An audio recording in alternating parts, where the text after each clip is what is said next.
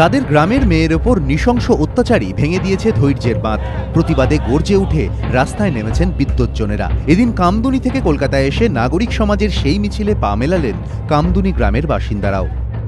শুক্রবার দুপুর 2:30 নাগাদ কামদুনির স্কুল মাঠ থেকে মিছিল শুরু করেন গ্রামবাসীরা। কামদুনি কাণ্ডের পর থেকে প্রতিবাদে সরব হয়েছেন স্থানীয় মহিলারা। এদিনের মিছিলেও চোখে পড়ার মতো ছিল মহিলাদের সংখ্যা। গ্রামের সীমানায় পৌঁছে কিছুক্ষণের জন্য থামে মিছিল।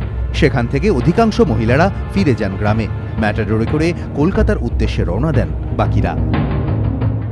কলেজ স্কোয়ার থেকে নাগরিক সমাজের মিছিল তখন শুরু হয়ে গিয়েছে।